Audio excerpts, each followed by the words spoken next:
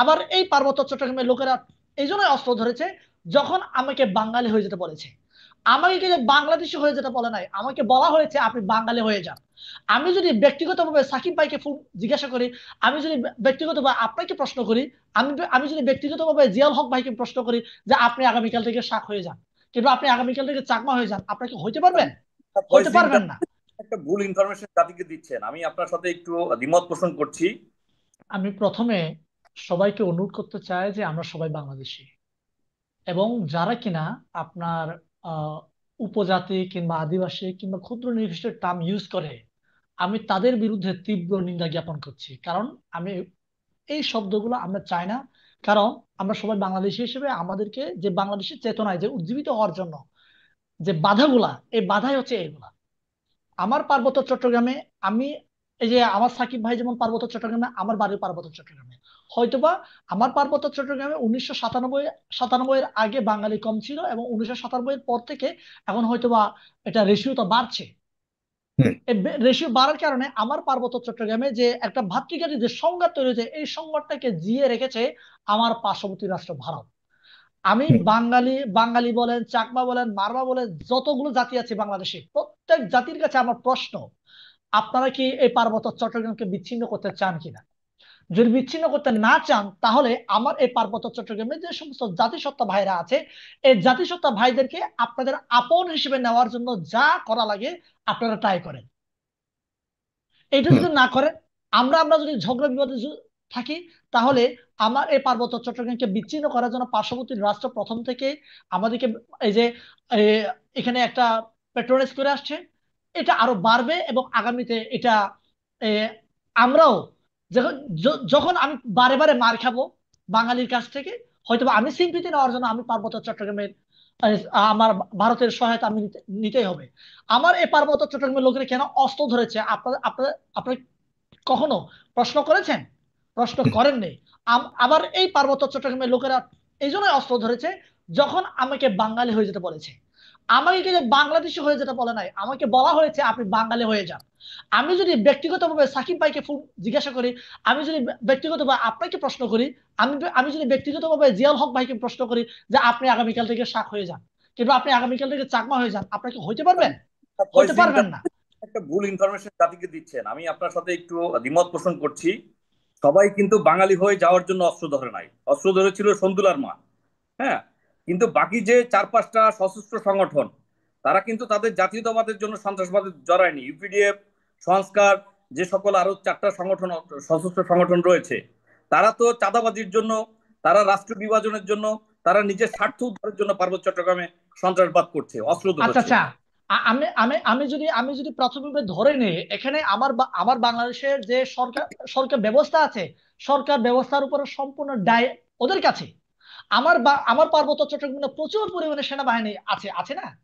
আমরা তো তাদেরকে শ্রদ্ধা করি, বাংলাদেশের এখানে সার্বভৌমত্বে ওদের তো শাক ভাই দরকার আমি আছে। একটু আপনার সাথে অ্যাড হ্যাঁ। করতে চাই, সেটা হচ্ছে আপনি একটা জিনিস বারবার বলছেন যে উপজাতি ক্ষুদ্র নৃগোষ্ঠী বা সবাই বাংলাদেশী।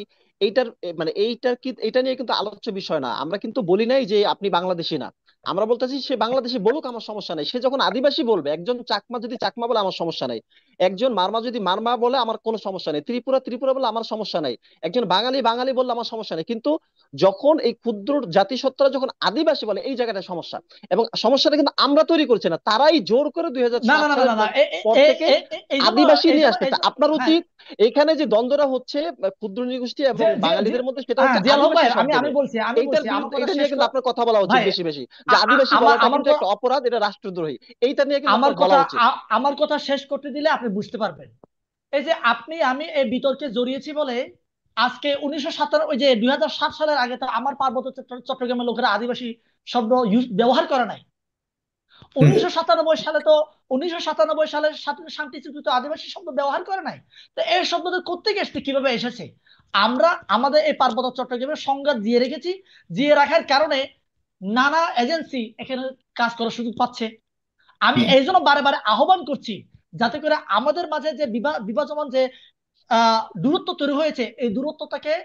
কমিয়ে যাতে করে আমরা বাংলাদেশী চেতনায় আমরা উজ্জীবিত হতে পারি। জি। আমরা খুবই। তো এটাকে জিয়ে রেখেছি, আমরা প্রত্যেকে জিয়ে রেখেছি।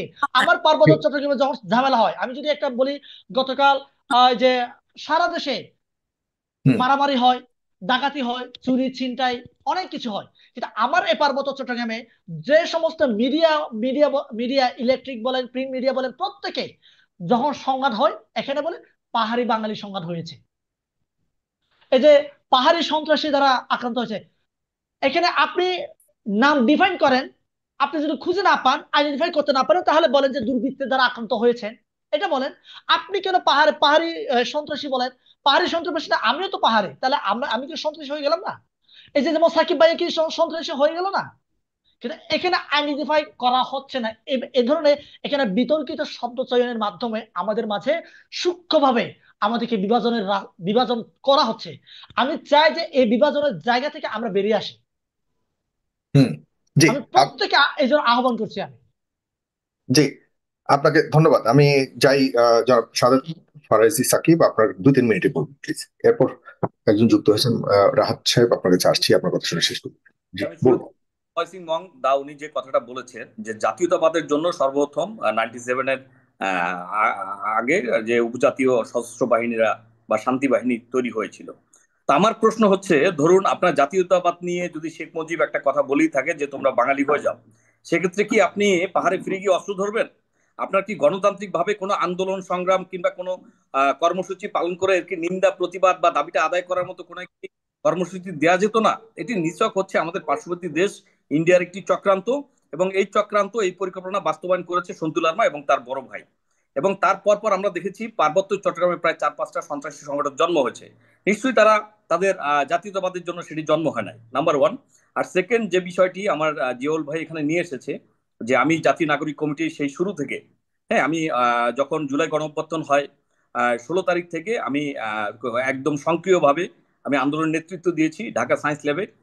এবং প্রত্যেকটা দিন আমি গিয়ে সেখানে আন্দোলন শুরু করেছি, এবং পাশাপাশি যে সকল ছাত্রছাত্রী ভাই বোনরা ছিল সকলে একত্রে মিলে আমরা আন্দোলনটা সেখানে শুরু করেছি। জুলাই গণঅভ্যুত্থানে সায়েন্স ল্যাব ঢাকা ইউনিভার্সিটি 15 তারিখ বন্ধ হয়ে যাওয়ার পরে ঢাকার বা বাংলাদেশের মূল প্রাণকেন্দ্র ছিল সায়েন্স ল্যাব। এবং ঢাকা কলেজ ছাত্রলীগ মুক্ত হওয়ার সাথে সাথে ছাত্রলীগের মনোবল ভেঙে যায়, আওয়ামী লীগের মনোবল ভেঙে যায়, এবং আমরা আন্দোলনে জয় হওয়ার জন্য এক এক করে আমরা জয় হতে থাকি। যাই হোক, সেটা ভিন্ন বিষয়। কিন্তু জাতীয় নাগরিক কমিটি স্টুডেন্ট ফর সভারেন্টির সংবাদ সম্মেলনে বা কালকে প্রোগ্রামে অংশগ্রহণ করার জন্য যে সিদ্ধান্ত আমার বিষয় নিয়েছে, সেটি একান্তই জাতীয় নাগরিক কমিটির সাংগঠনিক বিষয়। তবে আমার ব্যক্তিগত পক্ষ থেকে আমি সংগঠনকে এতটুকু অনুরোধ জানাবো যে জাতীয় নাগরিক কমিটি এখন একটি জাতীয় সংগঠন। এই সংগঠনে সকল জাতি ধর্মের সকল কিছু ভেবে চিনতে তারপরে হচ্ছে আরেকটু দায়িত্বশীল হওয়া উচিত। আমি যেহেতু পার্বত্য চট্টগ্রামের বৃহৎ সবচেয়ে বড় সংগঠনটার আমি প্রতিষ্ঠাতা সভাপতি, ইতিমধ্যে আপনারা সামাজিক যোগাযোগ মাধ্যমে দেখেছেন, আমার প্রতি আমার জাতীয় নাগরিক কমিটি কিংবা আমার সংগঠন যে সিদ্ধান্তটি নিয়েছে, সেটি পার্বত্য চট্টগ্রামের বাঙালি জনগোষ্ঠী থেকে শুরু করে সচেতন মহল ইতিমধ্যে তারা এটি নিয়ে সমালোচনা করেছে এবং ব্যাপক সমালোচনা দেখা দিয়েছে। তারা এটা নিন্দা জানিয়েছে, এটা প্রতিবাদ জানিয়েছে। সুতরাং আমি নাগরিক কমিটির উদ্দেশ্যে যেটি বলতে চাই সেটি হচ্ছে, গতকালের যে বিচ্ছিন্ন ঘটনাটি সেটি সত্যি অপ্রত্যাশিত ছিল, এবং এই ঘটনার পিছনে কারা দায়ী সেটা অবশ্যই আপনারা ভিডিও দেখেছেন, আপনারা ছবি দেখেছেন, এসব থেকে নিশ্চয়ই আপনারা প্রমাণ পেয়েছেন প্রকৃতপক্ষে এখানে কারা দায়ী। আমি সেখানে স্টুডেন্ট ফর সভারেন্টির আমন্ত্রিত অতিথি হয়ে যাওয়াটা যদি আমার অন্যায় হয়ে থাকে, সেক্ষেত্রে এখানে আমাদের শ্রেষ্ঠা আমাদের সমন্বয়ক অলিক মৃ, তিনি নাগরিক কমিটির যুগ্ম আহ্বায়ক, তিনিও তো সেই আদিবাসী ব্যানারে তারা গিয়েছে। হ্যাঁ, তারা সেখানে গিয়েছে, এবং অলিক মৃ তার ভূমিকাটা কি ছিল এই সহিংসতার পিছনে সেটি আমরা সবাই দেখেছি। সুতরাং আমি মনে করি সাংগঠনিক সিদ্ধান্ত নিতে হলে সেটি অবশ্যই সকল বিষয় নিতে হবে। সাংগঠনিক সিদ্ধান্তের ক্ষেত্রে কোনো ধরনের বৈষম্য যদি তৈরি হয়, সেটি সংগঠনকে বিতর্কিত করবে।